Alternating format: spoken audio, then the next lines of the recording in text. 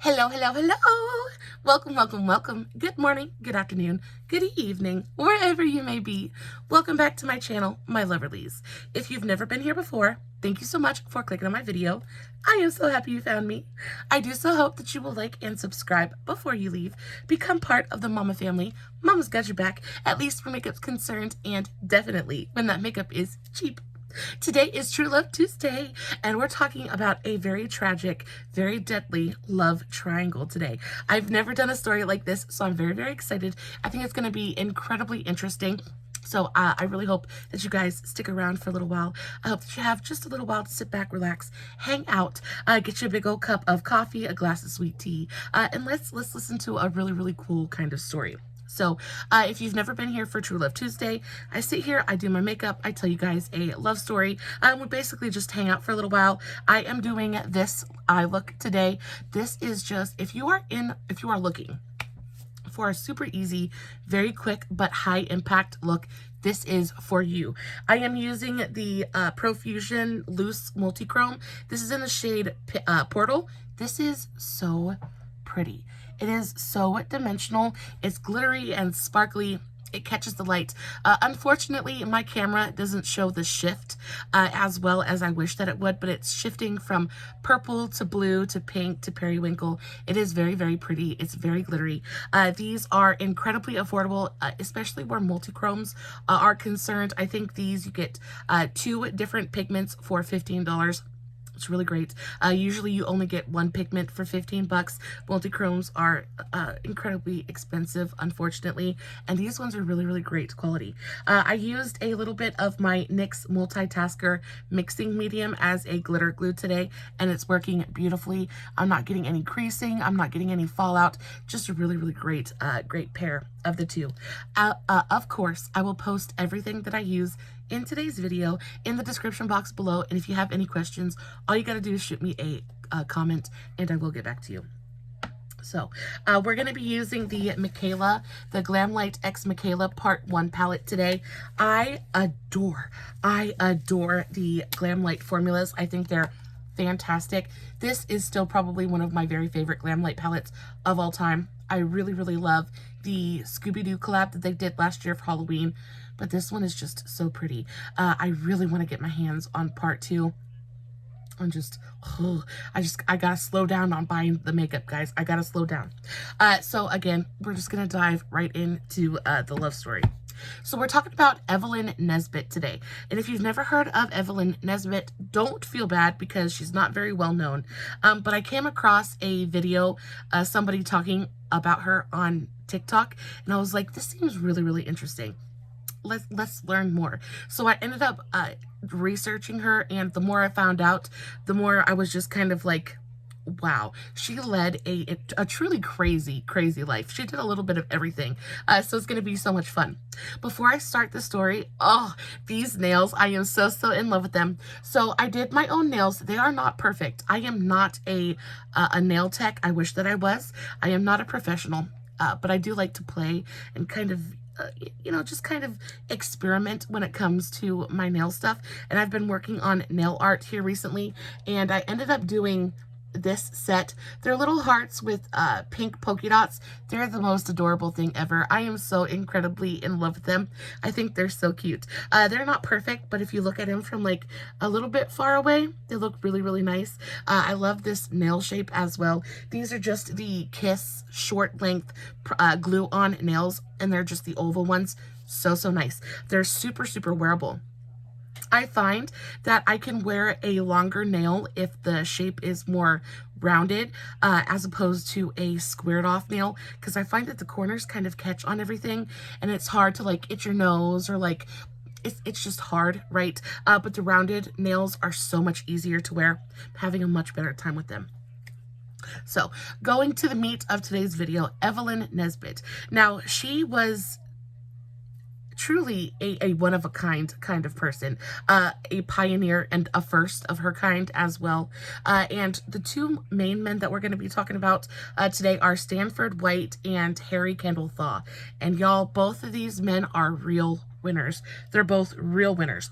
So, Evelyn was born Florence Evelyn Nesbit on Christmas Day in 1885. If you guys see me looking over in this direction, it's because I'm looking at my notes, just trying to make sure that I'm not fibbing to you or getting it mixed up.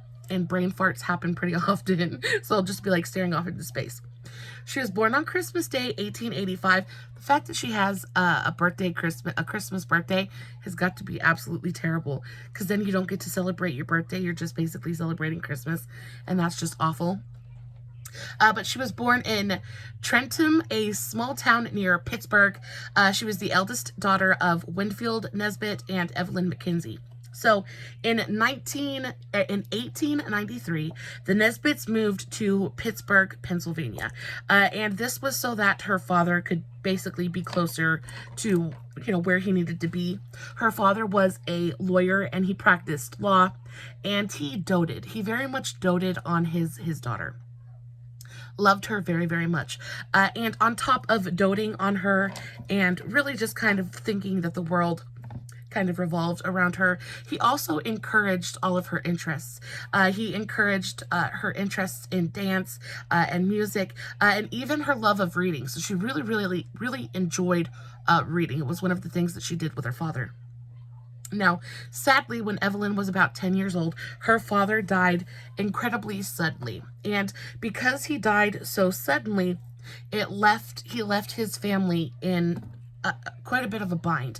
He left them destitute, basically, and they ended up having to sell off all of their belongings to pay off the family debts. This left them homeless and penniless. And Evelyn's mother had basically been a homemaker and a seamstress at one point. And at this point, she really just doesn't have the skills she needs to be able to go out and provide for her family. So they flit around from boarding house to boarding house, just basically trying to survive. They didn't have money to eat. They were barely surviving. And the most money they could ever come up with was enough money to rent a room for all three of them to share. So life was not good at this point in time. And then her mother tried and failed as a boarding house landlord. And I'm not sure why she failed so terribly, but I'm assuming that she just wasn't firm enough to really be a landlord. And so she finally was like, okay, I'm not going to be able to find work here. I need to go look somewhere else. So she leaves Evelyn and her younger brother Howard, her younger brother Howard, with friends while she goes off and she goes to look for work. Now she eventually finds work. She finds work at the fabric counter. Yeah, the fabric counter of a department store. And she eventually sends for her children. And at this time, Evelyn is 14 and Howard was around 12. So they go and they reunite with their mother, and for a little while, things are actually pretty good. Life is progressing. I mean, things aren't spectacular, but they're surviving. And then when Evelyn was around 15, her family's future changed. A year later, when Evelyn was 15, her family's fortune changed dramatically. She caught the eye of an artist who asked her to pose for a portrait, and she agrees, of course. She agrees to pose for the portrait, and in 5 hours, she ends up earning $45. What would equate to $45 in today's money, which is a lot, right? For sitting down for 5 hours, and this kind of opens up a new world of possibilities for her. Because now they have money to eat, they have money to basically exist, and all she had to do was sit there and basically look pretty. So she pursues this. In late 1900, the family moved to New York City, and again, they're trying to pursue this avenue of income. And Evelyn is an incredibly beautiful young woman. She has a really beautiful, like, slender, willowy frame. She's got this amazing, long, luscious, dark hair, and she's got that really beautiful, soft porcelain Welsh Irish kind of complexion, kind of that honey and cream kind of complexion that we all just kind of chase down. And she was just absolutely gorgeous. And she caused a stir on the New York scene. So James Carroll Beckwith, a respected American painter, introduced Evelyn to artists and illustrators. Basically, really helped her get her name out there and helped to introduce her to the artistic world, the artistic society of New York City. And she was soon the most sought after model in all of New York. And then by 1901, she had posed for multiple different magazines, things like that. She had posed for renowned U.S. illustrator Charles Dana Gibson. And at this point in time, she becomes a Gibson girl, basically. And that would catapult her modeling career to epic proportions, basically celebrity status, and make her a Gibson girl. Now, her face quickly made her the it girl for the New York kind of artistic scene. Everybody wanted to paint her. Everyone wanted to photograph her. And again, she's only 15 at this time, 15 or 16 at this time. So she's still a baby. And she ended up she ended up being on the cover of magazines such as Harper's Bazaar, Vanity Fair. She basically just made it big. She did very, very quickly. She achieved almost icon status, and that's just because she just was naturally that gorgeous.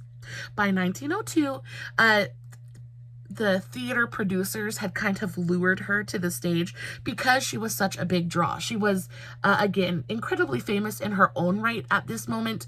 All the men wanted her, all the men wanted to own her. All the girls wanted to be her.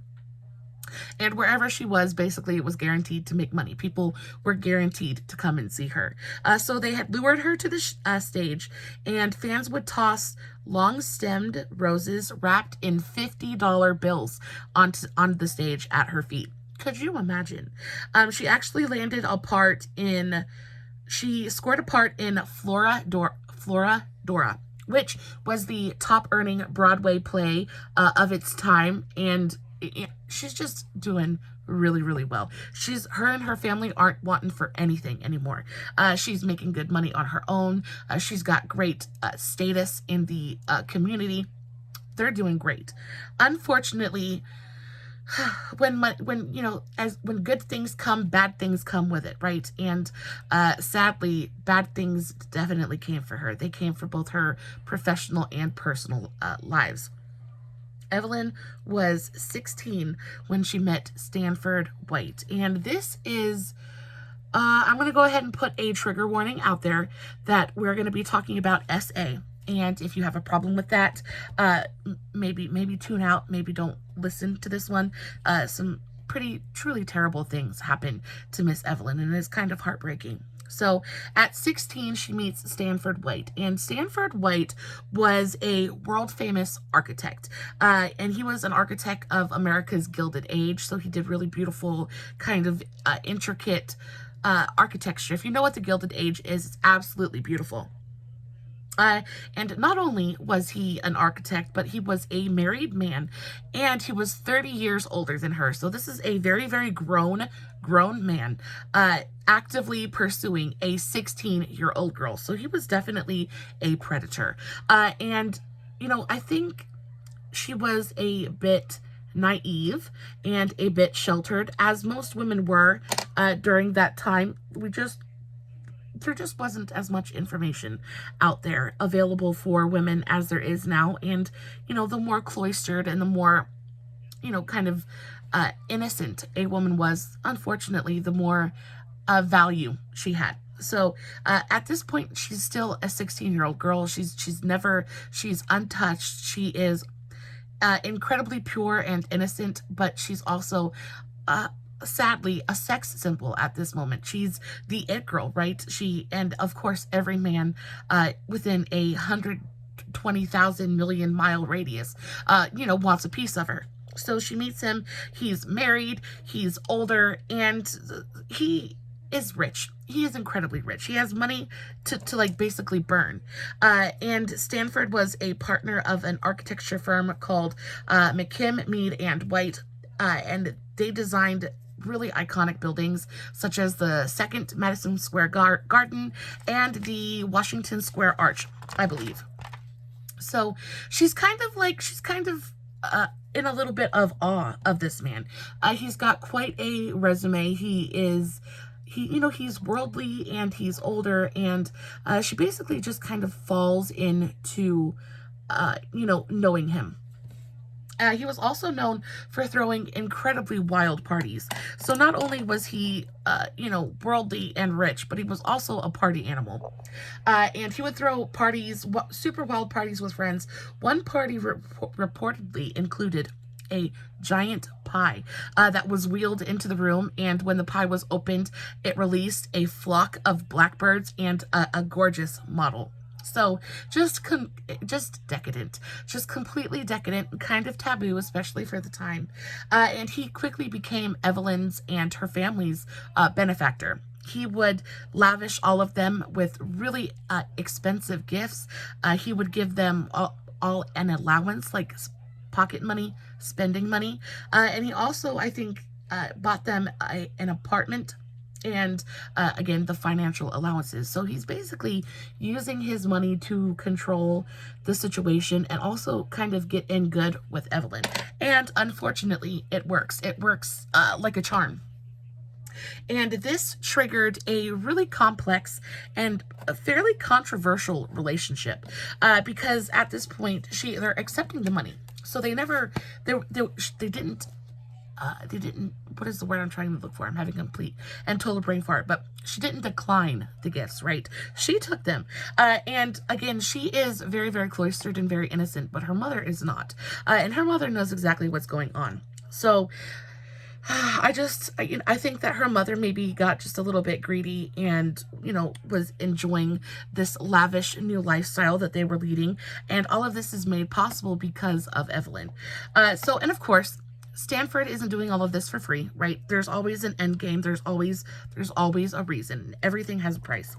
So he invites Evelyn to supper one night. He invites her to supper, and they have a really gorgeous dinner. They eat like a full 6-course meal, and they drink champagne. And this is where the bad stuff happens, because at that dinner, I believe it is believed that he drugged Evelyn's champagne, because she said that she was at the dinner table drinking the champagne, and the next thing she knew, she woke up in bed surrounded by bloody sheets. Now, the reason the sheets were bloody was because she had been a virgin. And then she quickly comes to the realization that she has been assaulted. And it's not quite clear what she did about this. She obviously didn't go to the police. She obviously didn't report him. And I think she didn't do that, A, because she was scared, B, because she really didn't think that there was anything that she could do, and C, he was kind of bankrolling the entire operation. So she knew that if she did anything about it, the money would stop flowing. Both her brother and her mother would suffer. And she really just kind of felt trapped. She really didn't feel like there was anything that she could do about it. So she just kind of accepts it, which is like the saddest part of this entire story. She just kind of accepts it. And now that her virginity is lost, she accepts Stanford, and she accepts him as her regular lover. Now, again, it is really, really sad that she felt like this was what she had to do.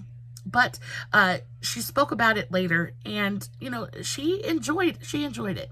I think after not the initial thing, but I think after that, she really just kind of didn't care anymore. She just kind of let herself go. She let herself just be.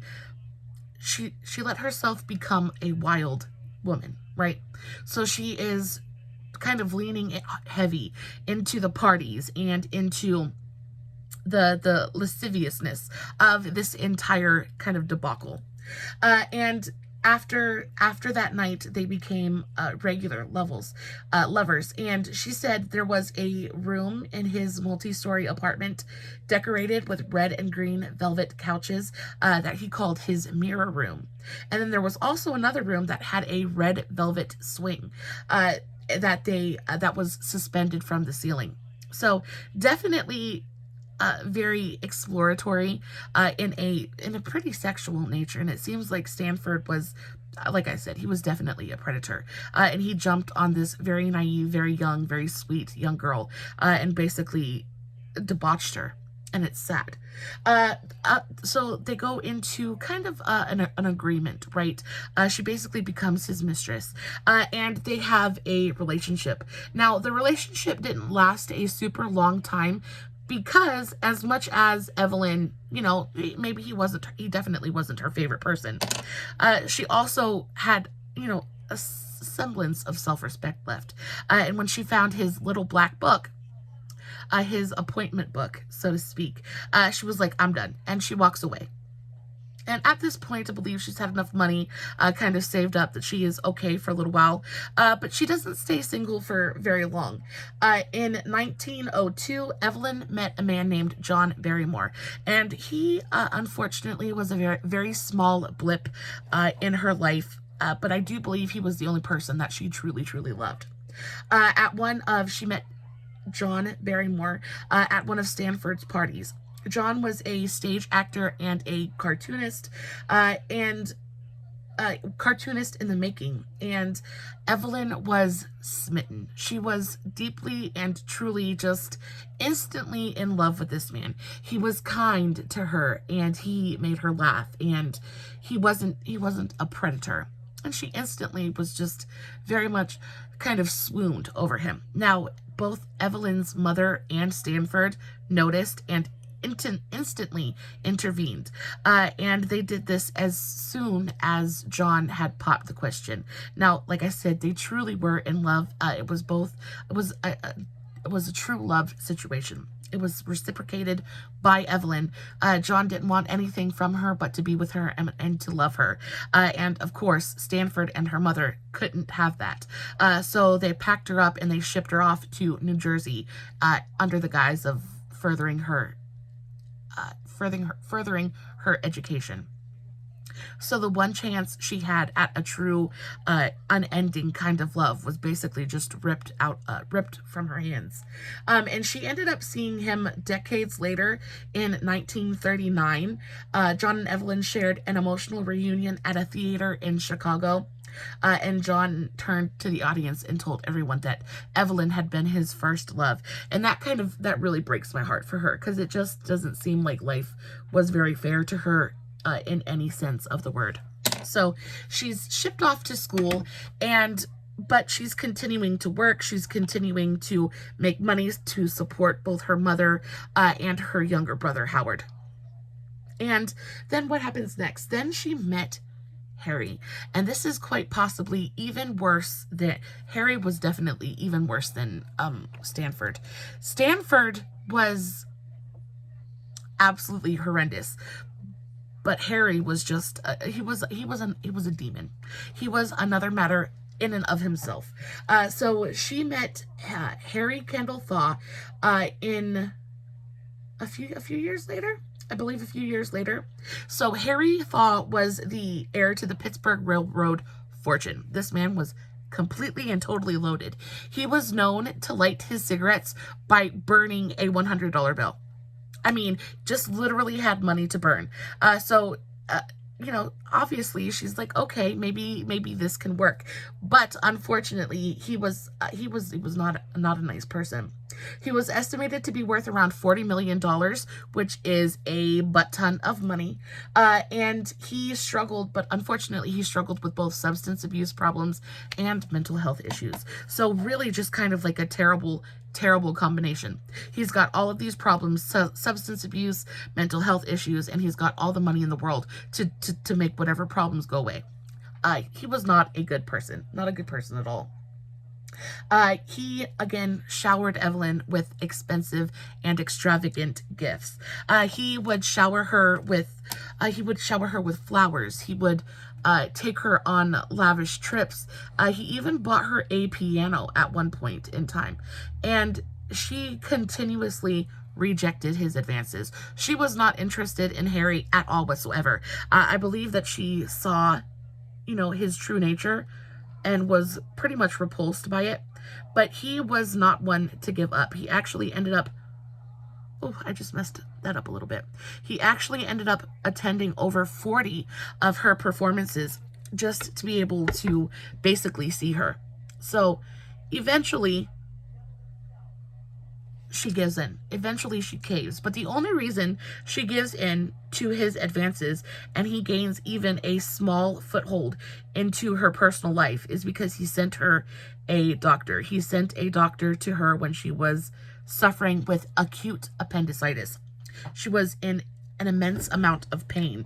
And basically he came in and he saved the day. So, of course, she's like, oh, okay, well, maybe you're my hero now. So they begin to date, and fast forward not even a year. How much was it? 40 of her performances, he sent the doctor, and by April of 1905, they were incredibly unhappily married. They were truly, truly miserable. I don't know how miserable Harry was because he ended up getting exactly what he wanted, but she was truly miserable. She hated life at that point in time, and Harry was just kind of living it up, loving everything. He had gotten what he wanted. He had won the prize, and she was the one basically paying the consequences, paying the piper. And life kind of continues. Life continues on, and they basically just kind of do their thing until not even a year later, and they are out at the theater. They're going to see a show. They're having dinner, and all of a sudden, Harry gets up and he pulls a pistol out of his pocket and he shoots Stanford dead right in the middle of the crowd in front of hundreds of witnesses. He shoots Stanford 3 times and kills him on the spot. And he did this because, of course, he had found out what Stanford had done to Evelyn back when she was 16. And he couldn't, it wounded his pride so much that Stanford had gotten there before him, that he just basically couldn't let it slide. And he ended up unaliving this man in a crowd full of people. Now, of course, he was arrested instantly, and even with all of the money at his disposal, because he had done it in front of so many witnesses, he wasn't able to get off scot-free. He said, I did it because he ruined my wife. Now, there is a little bit of confusion. There's a little bit of debate as to whether he said wife or life. It could have been, I did it because he ruined my wife. I did it because he ruined my life. Very, very similar words. Both of them apply. So we're not exactly sure which word it was, but either way, he did it. And he told the horrified theater crowd, though there is confusion over he said wife or life, but Harry had an existing obsession with Stanford. Even outside of Evelyn, Harry had had beef with Stanford before, and the reason being is because he believed Stanford was responsible for barring him entry into New York high society. He believed that Stanford had a grudge against him, and he was the one responsible for the fact that Harry wasn't getting invites, he wasn't getting accepted to parties and things like that, when in all honesty, in all probability, really, the reason that he wasn't being invited to soirees and parties and things like that is because he was a freaking live cannon, right? He was basically a bomb ready to explode, and everybody knew it. During Harry's trial, the trial was dubbed the trial of the century. And of course, this is all incredibly scandalous, right? You have this man who is heir to an incredible fortune, and he is married to New York City's it girl, right? One of the most beautiful women in the world at that time. And he just kind of throws it all away because of a grudge. People didn't understand it. It was very, very, it was the hot gossip. So Evelyn, who was now a cabaret dancer and singer, gave evidence at the trial and recounted her life with Stanford, and recounted naked brides atop the velvet swing wearing only a $13,000 pear drop necklace. And again, this just kind of goes to show you the amount of debauchery that they both participated in. And Evelyn was very much a party girl when she was with Stanford, and I believe it's because she just kind of went along with the flow because she didn't know what else to do. And at the trial, she also said, "Don't forget I was only 15, but that I enjoyed the swinging." So she's going to say, she goes on basically saying that, you know, everybody kind of knows about what the accusations had been against him. Everybody kind of knows exactly what he did. But at some point, she began to enjoy, it's kind of like Munchausen syndrome, right? She began to enjoy the company of her captor. So Evelyn had been promised $1.3 million by Stanford's family if she cooperated with his defense at trial. But again, you know, it's like bargain. It's like making a deal with the devil. You never really get what you think you're going to get. You never win. You never win. So she goes to trial. She defends Stanford. And like I said, she said she enjoyed it, but it could have been a lie to make him seem more likable. Who knows? So she goes to trial. The family promises to, you know, pay her handsomely if she helps Stanford, you know, win the trial. And she ended up only walking away with around $33,000, which again is a nice chunk of money, but it's definitely, yeah, $33,000. Again, it's a nice chunk of money, but it's still not enough money to do what she did. She was very, very upset about that. I would have been too. Just about anybody in the world would have been upset. I was promised 1.3 and you only gave me 33,000. It's a little bit ridiculous. And it's not like they didn't have the money. So the jury returned a hung verdict, which means basically they couldn't agree on a sentence. So they ended up having to go back to trial. And at that second trial, Harry entered a plea of insanity, and he was basically acquitted on grounds of insanity, and it was valid. He definitely wasn't a sane person. He definitely had problems. So he gets acquitted, and he ends up being committed to Mahwah State Hospital for the Criminally Insane in New York. I don't know how to say that first name, but I think it's Mahwah State Hospital for the Criminally Insane in New York.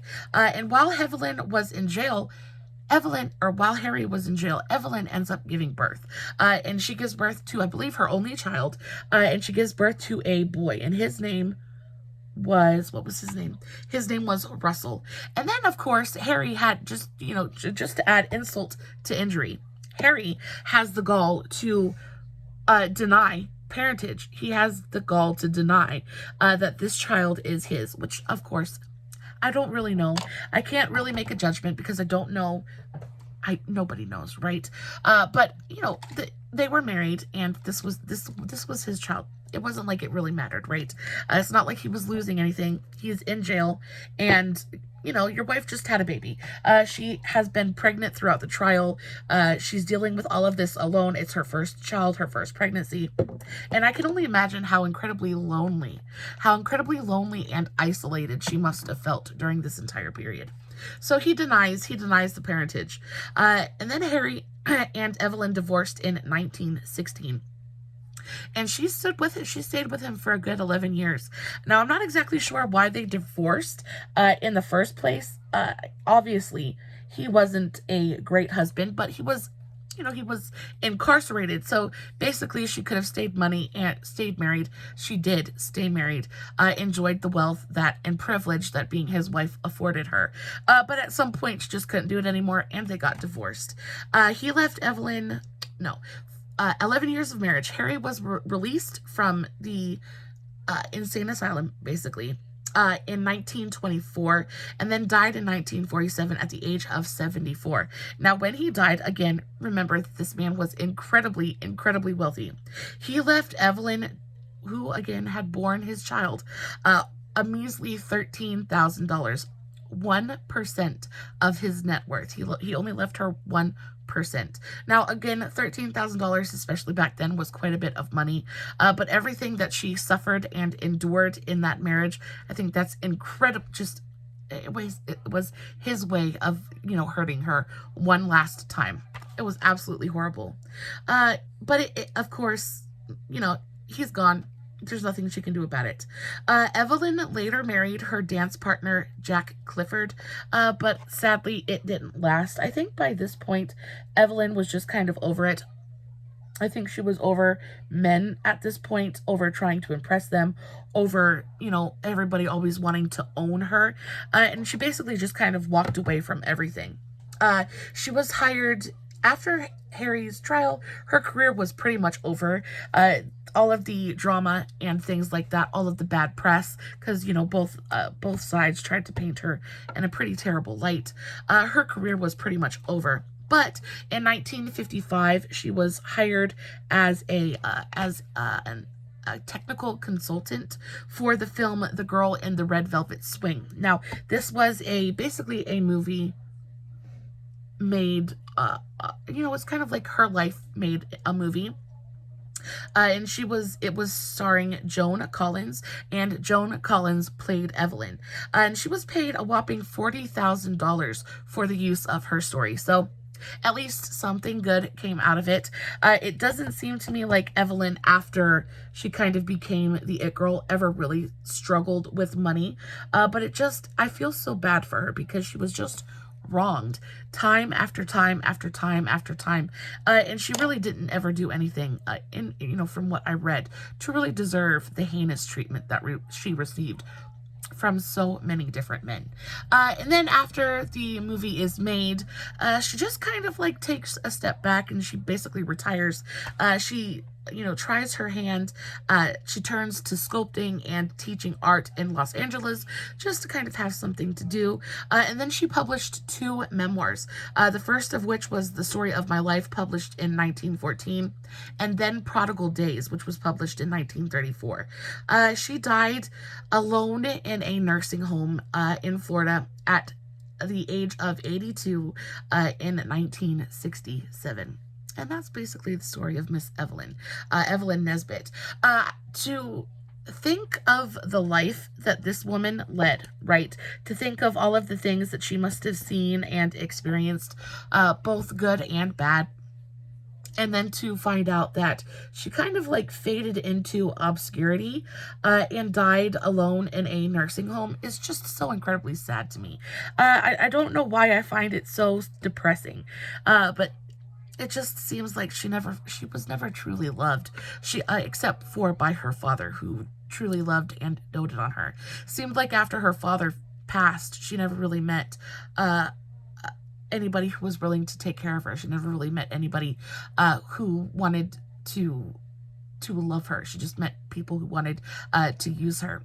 And it's really, really sad. And I think that is the, you know, really terrible side, the unintended consequence of being famous and of, you know, kind of achieving a dream, especially where Hollywood is concerned. It's just, you get used up, and then once you've contributed all that you have to contribute, you're basically kind of left out in the cold.